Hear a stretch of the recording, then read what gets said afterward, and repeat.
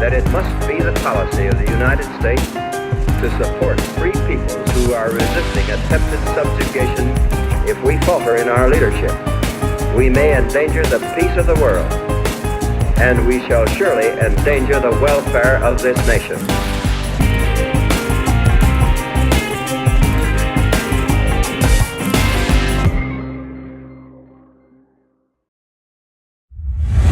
Aloha and welcome to TruNorth, HSTV's newest news program. I'm Petty Officer MJ Gonzalvo. And I'm Petty Officer Mick Domestico. This week we'll sit down with an LS-1 who's on a quest to make Truman the most qualified ship on the waterfront. I'm rather proud of that pun. We'll also take a look at the Coalition of Sailors Against Destructive Decisions and find out why they don't drink and drive. And later we'll field some questions from the crew. But first, let's take a look back at the past week.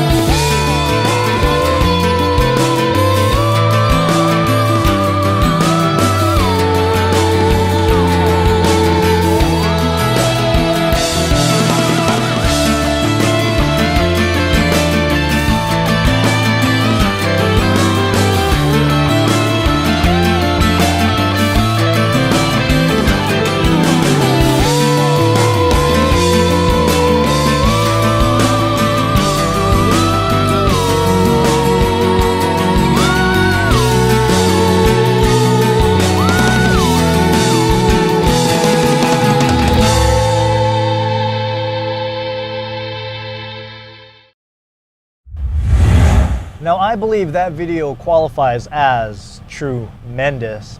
Wouldn't you say, chaps? Ugh, well, that's just terrible. Now we'll take a quick training time out for a very silly message from our sponsor. Wait, we have a sponsor?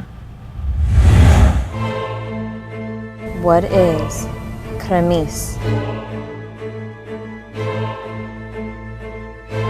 So cold, it's hard to think.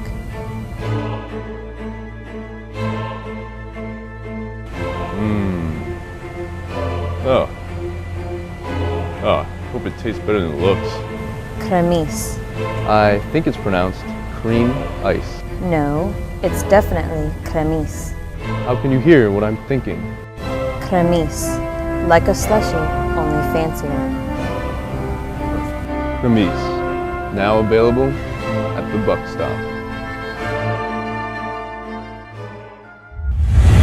Welcome back.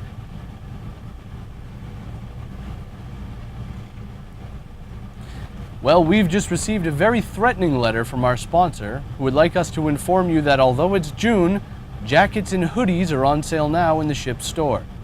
And for those of you thinking ahead, they're available at cost and would make great Christmas gifts. Well, then let's hear from the Coalition of Sailors Against Destructive Decisions about why they don't drink and drive. Why don't you drink and drive? I don't drink and drive because I owe it to my husband and my daughter. I don't drink and drive because of my daughter, Riley. I don't drink and drive because I'm a role model. I don't drink and drive because I love my life. I don't drink and drive because it's illegal. I don't drink and drive because the Navy's been good to me. I don't drink and drive because I don't want to put anyone's life in danger. I don't drink and drive because I'm responsible. I don't drink and drive because I don't even drink. I don't drink and drive because I've seen what happens when you do. I don't drink and drive because I lost my older brother to a drunk driver. Don't drink and drive. It's just not worth it. It's just not worth it. In all seriousness, Truman, even if you've only had a few drinks, it just isn't worth risking your life, the lives of others, and your career because you're too lazy to find another way home. Well said. This week, MC2 and I sat down with Truman's own LS-1 Cuesta to hear about her ambition to make Truman the most qualified ship on the waterfront.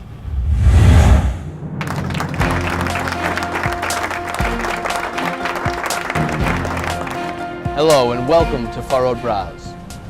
On this week's segment, we booked one of the most dedicated, best-known, and selfless sailors aboard Truman. Unfortunately, he had to cancel and we were forced to accept somebody called LS-1 Cuesta. LS-1, welcome. Thank you. So honored to be here. I understand that you're the East-West coordinator aboard Truman.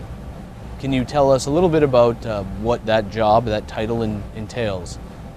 Well, actually, I'm one of the coordinators. I just handle the test. Speaking of the East-West test, how much do you charge for a copy of one? Well, probably 60 days, half month's pay. So that's probably what I would charge to give you a copy of the test. She's a narc. I knew it. I told you that from the beginning. Right. Yeah. How did you end up in your current position as East-West coordinator? The reason I wanted to become part of the East-West program was because when I was trying to get my PIN, I just remembered how stressful and how overwhelming it was. So when I got my PIN, I made it my goal to be as involved as I can in the program so that I can help other sailors overcome that fear. We want to be the most qualified and have the most knowledge of our ship. You want to know your ship. So being qualified as ESWS, that pretty much says that you know your ship. So if something goes down, we can take control of our ship. A lot of people on the ship, they see you around, they see you teaching the class, they see you doing the East-West coordinator thing. But I know a lot of our sailors are curious to know is, what do you think of our new plant? I think that you should have went to somewhere other than Rent-A-Center. Thank you. It's interesting that we actually got that from your supply department.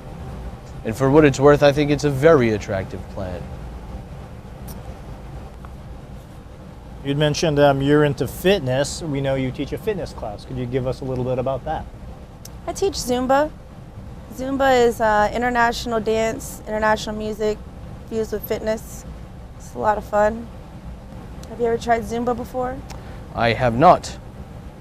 If you did, you might have an alter ego too. Well, I also have a reputation to uphold. Are unitards required? They're actually unauthorized on board. I know I've had to throw away 3 pairs of yoga pants.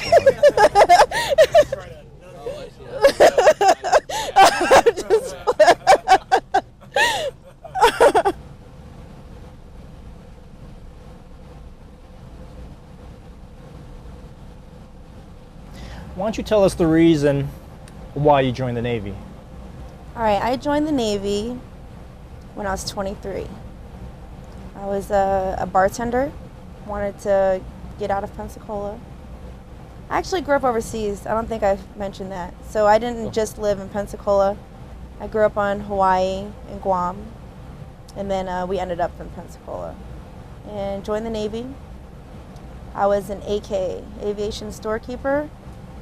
So I was in squadrons the whole time, and went to A school, got AAP out of A school, put on E4 like 9 months after that, after I checked into my first command.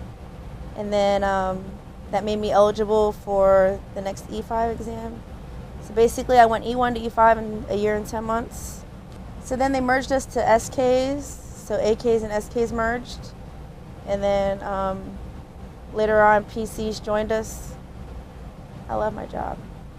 My first command was in Beaufort, South Carolina, Marine Corps Air Station, and with VFA 86, Sidewinders. Thank you. Lastly, LS1, as a gift for being on our show, we'd like to present you with this. Now, these are. This is a. That wow. That is very hot commodity. That's number 8 of only 6,000 ever produced. Wow. They are hot ticket items. This is awesome. I have one myself. I signed one for myself. And, I'll have to get you to sign my copy too. Right. Okay. And likewise, proudly displayed on my desk. I don't know what to say. Right. Like, I'm just so... Hey, I get it. Thank you. I get it. Well, thank you, LS1, for joining us on this week's Furrowed Brows. Please tune in next week when we have somebody better. Thank you for watching. Really, thank you again, LS1. You're truly an inspiration to all our sailors and a shining example of the best Truman has to offer. Now let's hear from the rest of the crew.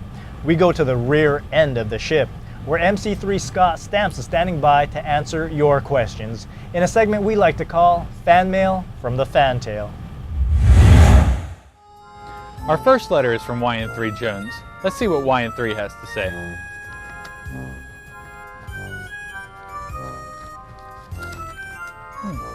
I just wanted to know, because we're hearing a lot of dates and times, when and where will the command picnic be held? Well, YN3, I'm happy to inform you that this year's command picnic will be held at Slade D. Cutter Park. There'll be food, games, and fun for everyone involved, so come on out. Our second question comes to us today from MM1 Miller. Let's see what MM1 has to say.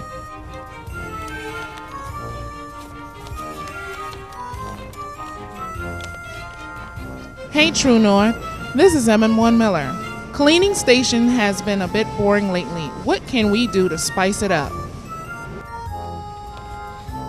Nothing. Next question.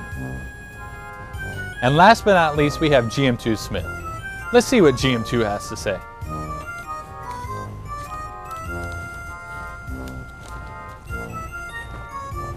Hey TruNorth, this is GM2 Smith from Weapons Department. I got a question for you. Why can't I wear my yoga pants when I work out in the hangar bay?